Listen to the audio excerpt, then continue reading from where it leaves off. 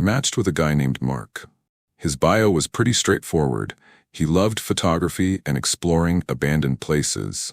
It seemed unique and kind of intriguing, so I swiped right. After a few days of chatting, he invited me to check out a cool spot he'd discovered, an old, abandoned house in the woods. I'm not usually one to say yes to something so out of the ordinary, but he seemed genuine, and I figured, why not? The house was an hour outside of town, and we met at a gas station to carpool. Mark was friendly, but quieter in person. He had a camera slung around his neck and kept talking about how beautiful the place was at sunset. When we arrived, the house was eerie, 2 stories tall, with broken windows and graffiti covering the walls. It looked like it had been abandoned for decades. Inside, Mark started snapping photos, moving room to room while I stayed close behind. The air smelled of mildew, and the floor creaked with every step. At one point, Mark wandered upstairs, leaving me in the kitchen. I heard him call out, "You have to see this." I followed his voice but found the second floor empty. "Mark?" I called, my voice echoing. No answer. I searched every room upstairs, my heart pounding, but he wasn't there. Then I heard something, footsteps creaking on the floorboards below me. "Mark?" I whispered. Still nothing. I bolted down the stairs and out the front door. His car was gone. I stood there, alone in the fading daylight, with no clue where he went, or if he was ever really there. I matched with a guy named Eric who seemed pretty normal. Too normal, actually. His photos were standard: a selfie at the gym, a group shot with friends, and a picture of him hiking. But something about his profile felt off. We started chatting, and while he seemed nice, he avoided answering personal questions. When I asked what he did for work, he deflected with a joke. When I asked where he was from, he said, "All over." Still, I agreed to meet him for coffee. At the cafe, Eric looked different from his photos. His hair was shorter, and his face seemed thinner. I joked, "Did you get a haircut or something?"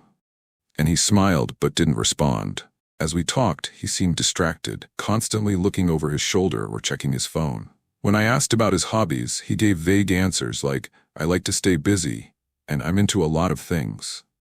After about 20 minutes, he excused himself to use the restroom and never came back. At first, I thought he'd ghosted me, but then the waiter handed me a folded note. It read, "Leave now, you're being watched."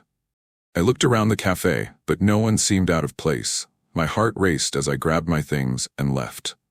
Later, I reported his profile to Tinder, but when I tried to show it to a friend, it was gone, like it had never existed. I matched with a girl named Emily. She was gorgeous, with an artsy vibe. Her photos were mostly of her paintings or random shots of her apartment.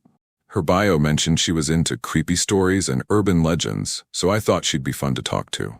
After a week of chatting, she invited me over for a casual movie night. I figured, why not?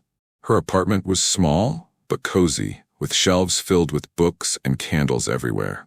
As we settled in to watch a horror movie, I noticed something strange. A large antique mirror leaned against the wall, and the reflective surface seemed odd, like it was slightly distorted. Emily caught me staring and laughed. "That's my favorite piece. It's from an old hotel that burned down in the 50s. As the night went on, I started feeling uneasy. The mirror seemed to shimmer whenever I looked at it, almost like there was movement inside.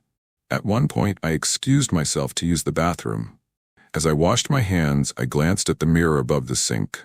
Scrawled across it in foggy letters were the words, "Get out." I froze. My heart pounded as I ran back to the living room, but Emily was gone. The TV was still on, the candles flickering, but no sign of her. I grabbed my coat and bolted out of the apartment. When I tried to message her the next day, her profile was gone. I matched with a guy named Liam who claimed to love exploring weird, forgotten places. He invited me to check out an old ghost town about 2 hours away. It sounded like an adventure, so I agreed. We met at a diner near the highway and drove to the location together.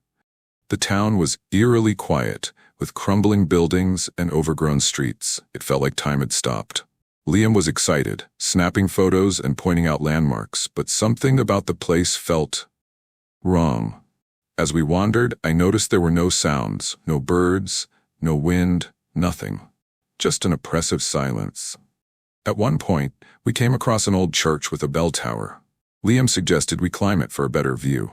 Inside, the air was heavy and the stairs creaked under our weight. When we reached the top, Liam stared out over the town and said, "It's strange, isn't it?